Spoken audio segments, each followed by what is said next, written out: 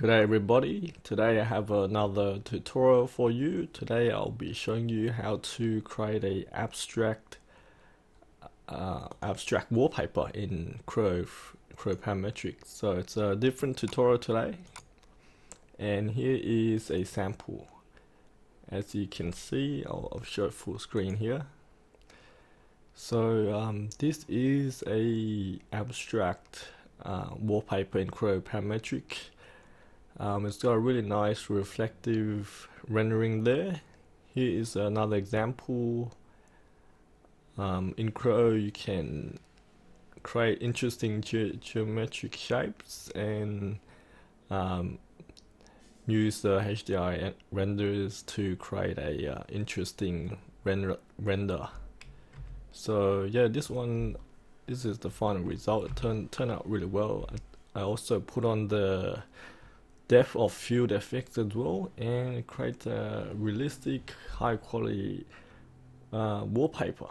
So we'll just get started right now. Here's a model that I have. I'll just save that now, and I'll create a new one. So this is the model, and I'm gonna use a number of techniques to show you how to make it look dynamic and not static, as it is a parametric modeling program. So let's get started here. We'll make a new file. So I'm gonna call it Curious Inspired. Don't worry about that. Alright, let's get started. I'll bring out the tree. Okay, so the first tool we'll use is the style tool, and we're going to draw a okay, what we're going to draw is a random curve. So we'll start with the bottom maybe. So here you want to just start defining I had a look around on the internet for some ideas, and basically what I wanted was an abstract shape, and it's mainly made out of tubes, but it's gonna be warped. So just start out, create something like that, create the curve. Now go and edit the curve, and we'll go out of that again, switch to the other plane. So we're gonna make this curve 3D. We'll go edit curve, and just move these points left to right and make it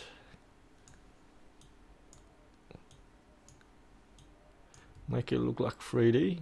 So because when you change the plane, you can edit the points in 3D. So when you drag it back and forward, it will mainly align to the plane. So that's really good. So I'm just following the lines here. Take your time to make it really interesting. And it'll make the result really nice. So I'll just drag this to the left more. Okay, so this one here is still very flat in the bottom here, so I'm gonna move that around a bit. We want it to be dynamic 3D, so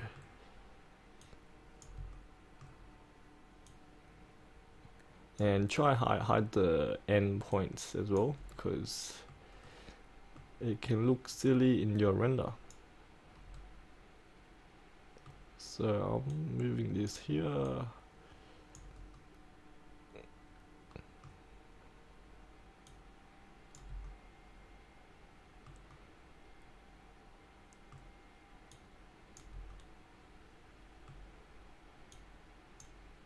Move the endpoints in the middle, keep the endpoints away, and this one to the left a bit more.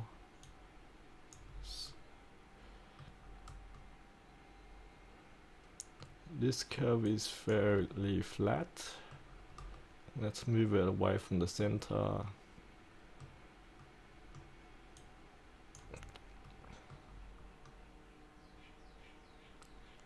So you can play more with that yourself, but just basically move it around and create a 3D sort of like a, what do you call this?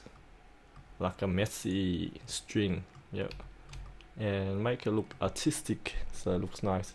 So now we're going to make this a 3D. Just go sweep and not extrude. Sweep allows you to draw a profile. Click on the profile button just then, and here I'm going to draw a circle. Just make it quite large, so something like that. Click OK, and it sweeps the curve along. Now the next step, I'm gonna make a copy of the plane here. Click on the plane, drag the middle point down, and what I'm going to do is mirror this across. So I click on the part, go mirror, click on the plane that I just created, and hopefully it creates a mirror. There you go. So you got two part array. Yep, good to go. That's good. So now the next bit is, if you go into model, into this editing part, go to warp. Here you can do a range of interesting things. You need to click a direction, so I'll click the middle plane here, and click the geometry. So I'll click, we'll select both of that. So once you do that, you get to edit these features. So these features allows you to warp the part as overall. It warps all the part. You can twist them, you can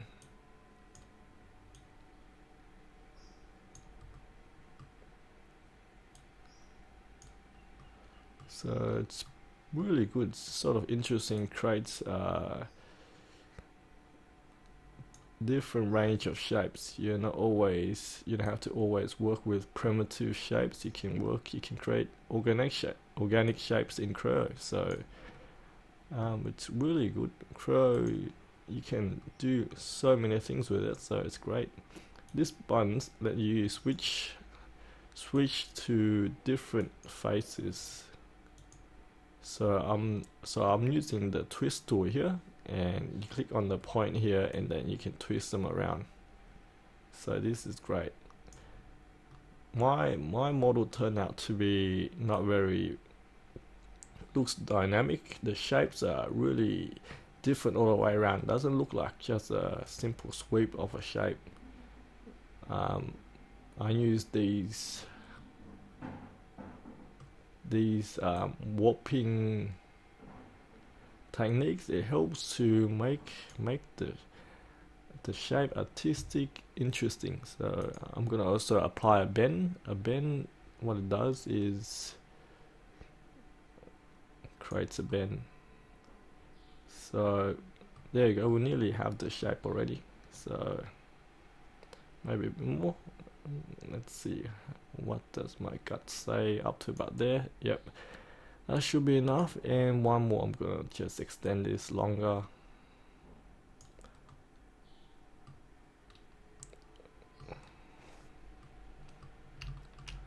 Yeah, maybe a bit longer. Sometimes just double the things always work well.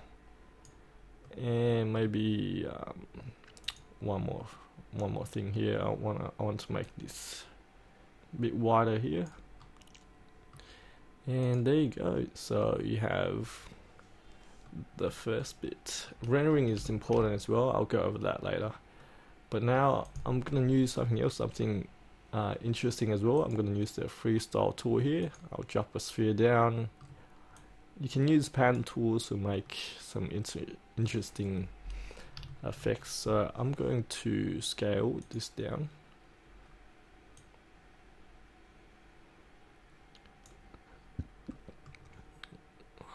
Okay, we'll scale that down. Okay, I'm making a sort of Okay, so I'll make this nut a bit longer. Alright, let's move it out.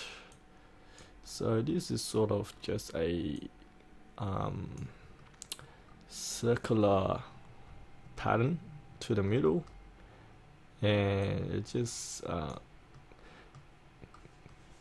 creates a rhythm in the picture. So alright, so you can extrude this. If you click on the face, click on extrude, and then you can scale. So I'm going to move that up, maybe down, yeah, maybe something like that. Oh no, what should I do? Maybe this way. Alright, so yeah, just experiment, play with the shapes. I'll make this smaller and longer. And yeah, I really want to make this not primitives, because this is a parametric program. It looks much better if it's look really different, dynamic, strange.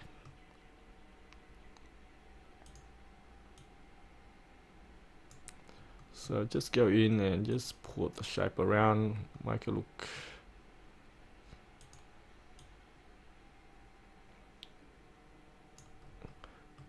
just make it look different. Yeah, just that just helps to break up the design, make it interesting. So now I'm just going to move that up. To edit, right click, edit definition, select all the points and move it. So this will be pattern around the middle.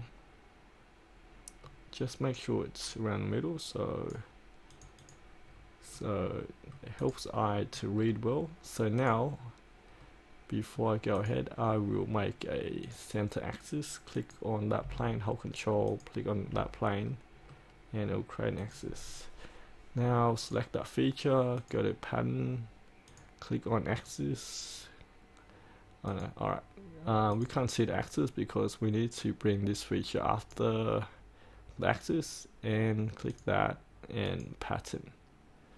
Switch to rotation pattern, and I'm gonna make how many this time? 6 or 8. I'll go for 8 this time, and 360 pattern. So there you go, creates that effect. So this time it's a little bit different, and I'm gonna go ahead and do one more thing. Yeah, you can just play around, play with the tools. I'll just do one more thing. I'll create another freestyle. Click on the shape to create the sphere. Now this part is slightly different, so I'll move it back here.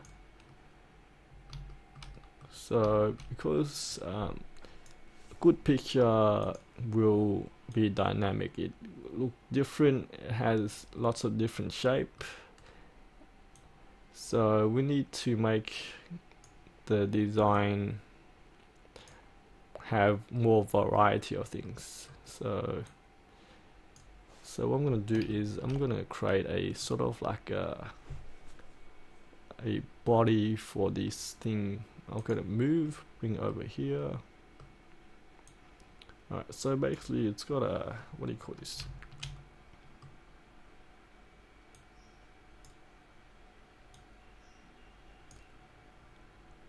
Sort of got like a muscle within these 3D shapes, so it's sort of like living. So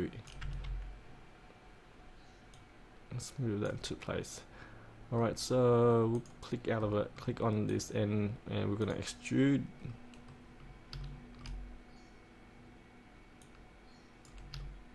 And I'm gonna move this into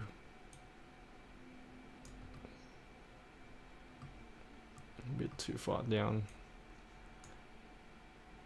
and bring that across.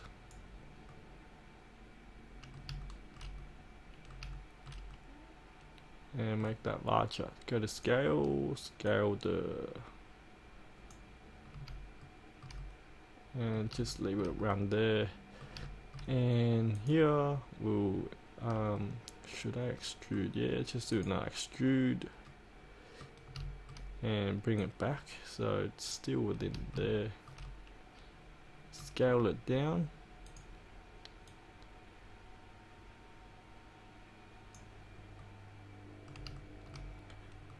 And select these points, bring it back here more. Oh no, that's scale. Undo, bring it back here a bit more. There you go. And I'll just accept that, see how that goes. And I'll also warp this as well. So you can select that and click a direction. Just click the bottom plane and go twist. And I'll twist these around.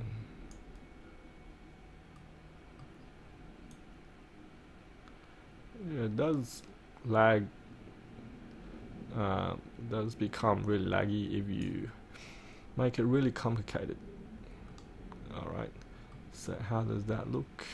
Yeah, it looks kind of okay. I just need to move that down.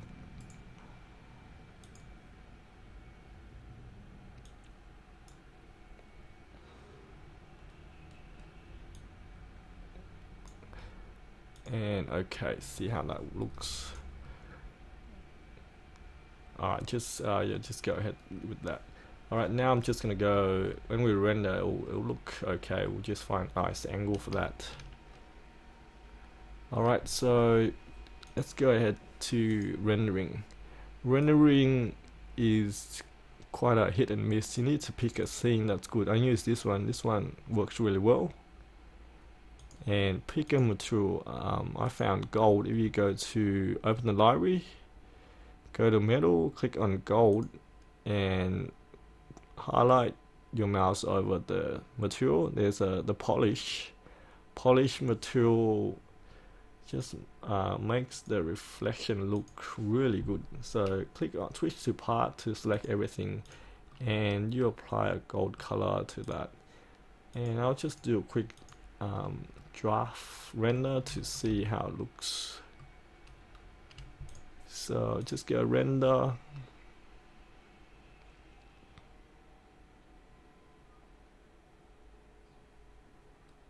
Okay, what happened there? It didn't. Oh no. Alright. Oh no, I override my previous render. That's no good. Oh, maybe it's a different. Let me see what happens there. Alright, we'll just do that again. We go, when you render, make sure just switch to full screen, and let's try that again.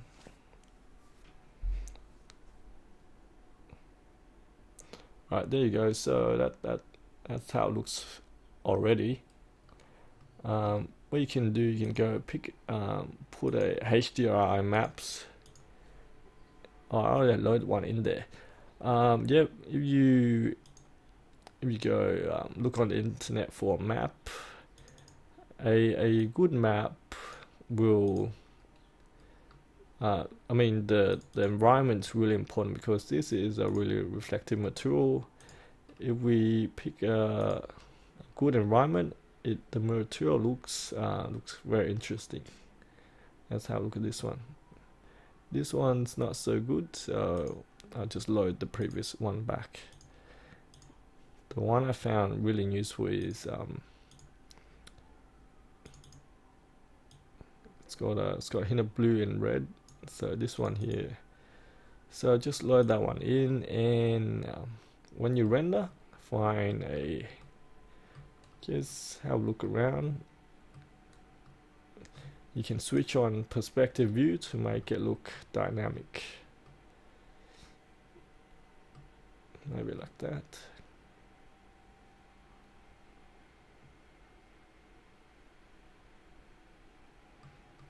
Yeah, just find something really nice. I should add some more curve.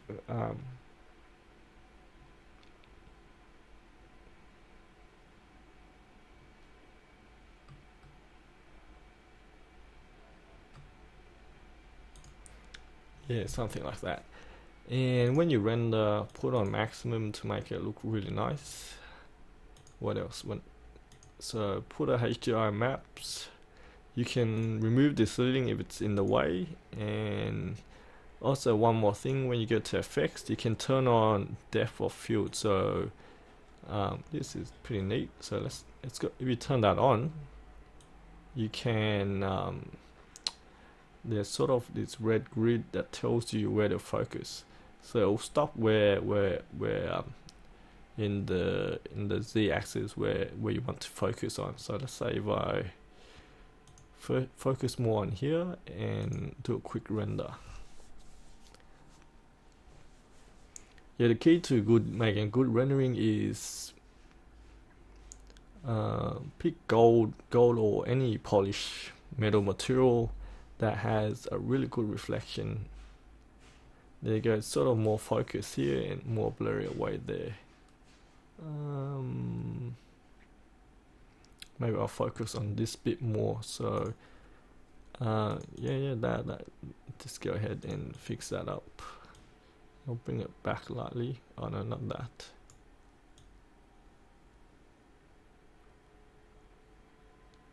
Alright, let's try this one now. Let's do a quick rendering.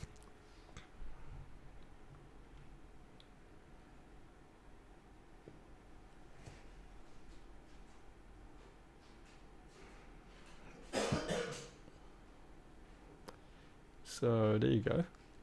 So that's the tutorial, everybody. If you want to render a full screen, you just go output, change that to a file format. You can set a custom size. You can render to a full screen here. And to change, you can also change the background. Just go over here, render lighting. Yep, right here. So you can go enable background. You can load the image. You can do a blend and load the background color. That's the end of the tutorial. I'll show you some sample rendering here as well. So that's the previous one. This is the one I prepared earlier with a blue background, and this one has a depth of field in there. And this was another one, the gold background, gold material with a different scene. And this is just a first experiment. But that's it, everybody. There you go. That's just a really different tutorial. Just a different way of using the program. Yep. Hope you liked the video. Make sure you share with your friends. See you later, everybody. Bye.